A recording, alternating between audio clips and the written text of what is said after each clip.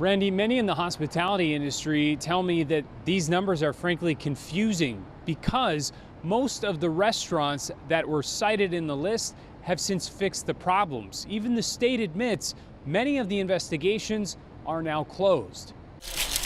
Though bars and restaurants have been open in and outdoors since June, Malik Terry says he didn't rush back. I waited a few weeks just to test the water, just to see how everything is once everything kind of reopened back up after the lockdown. According to the Minnesota Department of Health, we now know in the last 8 weeks, 29 restaurants and bars have been tied to COVID-19 outbreaks. MDH says each had at least 7 people who tested positive for COVID and said they only visited that one establishment, meaning transmission there was likely. The point of making this information known is not necessarily to vilify the establishment, but to make sure that people are aware. The news here is there's no new news. Liz Raymer with Hospitality Minnesota says the data is misleading at best because establishments aren't removed from the list, even though MDH admits most no longer have detectable transmission to patrons. These are the same restaurants that were on the list 2 weeks ago. And late today, MDH confirmed to KARE 11 that it's now actively monitoring just 4 establishments: Crave in downtown Minneapolis, an American Legion post in Howard Lake, a VFW post in Rosemont,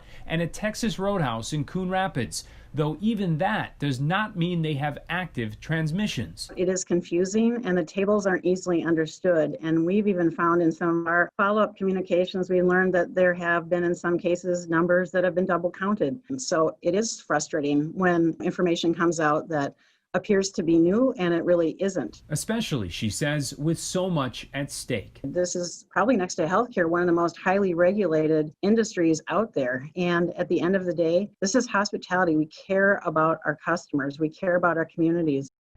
Hospitality Minnesota tells me that they are urging the Department of Health to fix this data entry for the public because they said they simply don't have that many more weeks of good weather before restaurants really have to worry about everyone going indoors and feeling safe. Back to you.